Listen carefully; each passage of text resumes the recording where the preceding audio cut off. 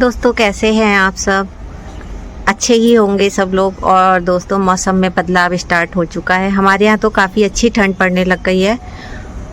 हमारे यहाँ स्वेटर वगैरह निकल आए हैं। मौसम में इतनी ठंडक हो गई है, ठंडी ठंडी हवाएं चल रही हैं। और यहाँ पर देखिए गुलदाउदी ने फ्लावरिंग करना स्टार्ट कर दिया है। पिछली वीडियो में मैंने आपको दिखाया था कि जब कलियाँ बन रही हैं तब हमें क्या क्या फर्टिलाइज़र देना चाहिए, कैसे केयर करना चाहिए। तो अब तक सभी के प्लांट में दोस्तों कलियाँ बन चुकी होंगी, फ्लावरिंग स्टार्ट भी हो गई होगी कुछ जगह पर। तो कलियां बनते समय, कटिंग लगाते समय हमें हमेशा उसका फर्टिलाइज़र का, फंगीसाइड का, इंसेक्टिसाइड का हमेशा ध्यान रखना पड़ता है। तो अब ये कलियां, इनमें कलर बहुत ही अच्छे निखर के कलर आए और साथ ही इसके फ्लावर का साइज भी बहुत बड़ा बड़ा हो। तो उसके लिए भी आज मैं इसको फर्टिलाइज़र देने वाली हूँ और इसमें कुछ केयर इसके करने वाली हूँ। क्योंकि जब हमारा फ्लावर एकदम हैवी फ्लावरिंग करता है जब हमारा प्लांट, तो फिर उसको फर्टिलाइज़र भी दोस्तों जल्दी देना पड़ता है।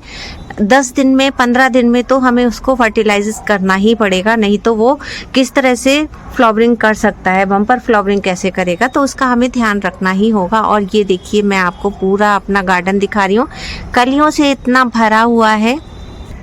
साथ ही दोस्तों ये मेरा बोगनविला है और बोगनविला में भी मैं आपको दिखा देती हूँ कि कितनी अच्छी फ्लावरिंग चल रही है। ये देखिए ये मेरा ऑरेंज वाले बोगनविला खिले हुए हैं और यहाँ पर ये मेरा रेड वाला बोगनविला है, गुच्छे वाला। और ये पूरा प्लांट देखिए, आपको पत्ते कम और फ्लावर ज़्यादा नज़र आएंगे। यहाँ पर देखिए ये पूरा प्लांट भी एकदम रेड हो गया है फूलों की वजह से।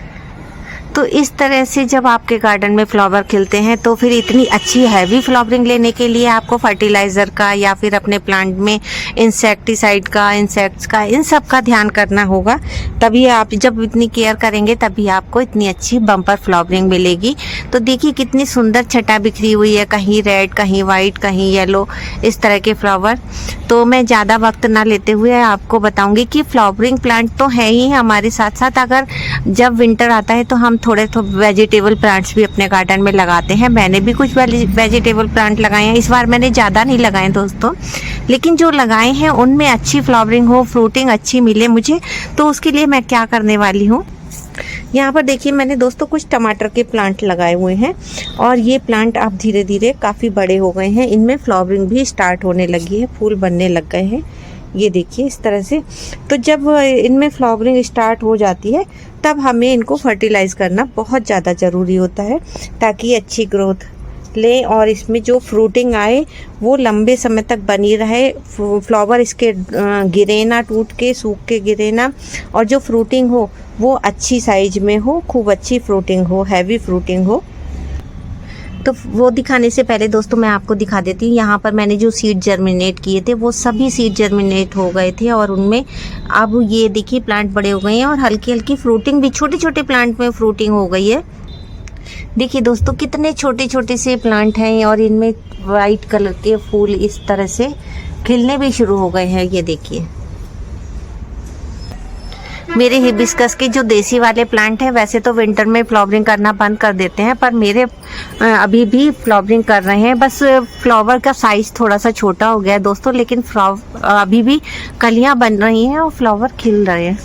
चलिए दोस्तों हम लोग फर्टिलाइज़र की बात कर लेते हैं, ताकि हमारा प्लांट खूब अच्छी तरह से फ्लावरिंग करे, फ्रूटिंग करे। उसके लिए अब हमें इस समय नवंबर का एंड चल रहा है, इस समय हमें जब फ्लावरिंग स्टार्ट कर रहे हैं हमारे प्लांट, तो सबसे पहले मैंने उनको वर्मी कंपोस्ट लिया है। देखिए दोस्तों यहाँ पर मैं सारे अपने जितने गार्डन के प्लांट हैं सभी में फर्टिलाइज़र दूंगी, इसलिए मैंने काफ़ी मात्रा में जो भी चीज़ मैं ऐड करूंगी वो काफ़ी मात्रा में लूँगी। लेकिन आप अपने अगर एक पॉट में डाल रहे हैं, जैसे मान लीजिए आप 10 इंच का प्लांट है, पॉट है आपका और एक प्लांट लगा हुआ है उसके अंदर, तो आप उसमें 2 चम्मच वर्मी कंपोस्ट ले सकते हैं, काउ डंग कंपोस्ट, आपके पास जो भी कंपोस्ट है या फिर लीफ कंपोस्ट है वो 2 चम्मच लीजिएगा। इसके बाद हम दोस्तों दूसरे नंबर पे, हमारे जैसे ठंड का टाइम है और इस समय हमें गर्म खाद देना है अपने प्लांट को, ताकि उसमें शाम के समय जैसे ओस पड़ने लग जाती है, प्लांट में मिट्टी ठंडी हो जाती है, तो अब हमें क्या है, गर्म फर्टिलाइज़र देना है। तो ये है सरसों की खली। सरसों की खली आप सब जानते हैं कि सरसों से बनती है तेल निकालने के बाद, और ये कहीं भी आपको मिल सकती है, और नहीं तो आप ऑनलाइन भी इसे मंगा सकते हैं। मैंने इसे ग्राइंड करके, यानी कि पीस के रखा हुआ है। आप इसे सॉलिड शेप में भी दे सकते हैं, लेकिन इस तरह से मैंने ये ग्राइंड करके रखी हुई है, क्योंकि इसको हम पानी में भिगो के इसका लिक्विड फर्टिलाइज़र भी बना सकते हैं। मैं इसे सॉलिड फॉर्म में ही दे रही हूँ। यहाँ पर तीसरे नंबर पे मैंने दोस्तों DAP के दाने लिए हुए हैं। DAP हमारे प्लांट की रूट्स को और इसको ग्रीन रखने में और रूट्स को अच्छा ग्रो करने में, प्लांट को ग्रो करने में मदद करेगा। और इसी के साथ मैंने लिया है यहाँ पर एप्सम सॉल्ट, क्योंकि दोस्तों इस समय मौसम चेंज हो रहा है, लीव्स पीली पीली हो रही हैं या उनमें किसी तरह की भी कोई भी कमी है, तो वो इसको प्लांट को ग्रीन रखने में, लीव्स को गिरने से रोकने में मदद करता है एप्सम सॉल्ट। तो एप्सम सॉल्ट भी लिया है। आप लोगों को एक पॉट में सरसों की खली सिर्फ 1 चम्मच लेना है दोस्तों, आधा चम्मच या 1 चम्मच, बहुत ज़्यादा नहीं लेना है।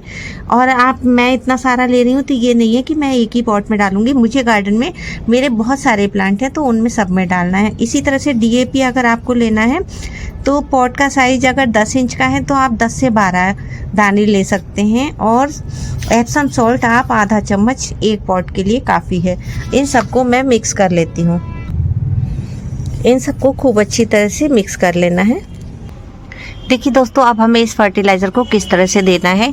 सबसे पहले हमें इसकी मिट्टी की हल्की सी गुड़ाई करनी है। फ्रूटिंग वाला प्लांट है, हमें गहरी गुड़ाई नहीं करनी है क्योंकि इनमें जड़ें ऊपर ही होती है। तो हम यहाँ से एक जगह इकट्ठा करेंगे थोड़ा सा, और उसके बाद हम यहाँ पर हमने जो मिक्सचर बनाया है उसका 1 चम्मच भर के या 2 चम्मच भर के यहाँ पर डाल देंगे, और उसके बाद इसको बहुत अच्छी तरह से मिट्टी से ढक देंगे। खुला नहीं छोड़ना है दोस्तों। इसी तरह हमें दूसरी साइड में यहाँ पर हल्का सा गड्ढा करना है, और 1 चम्मच फर्टिलाइज़र हम यहाँ पर डाल देंगे,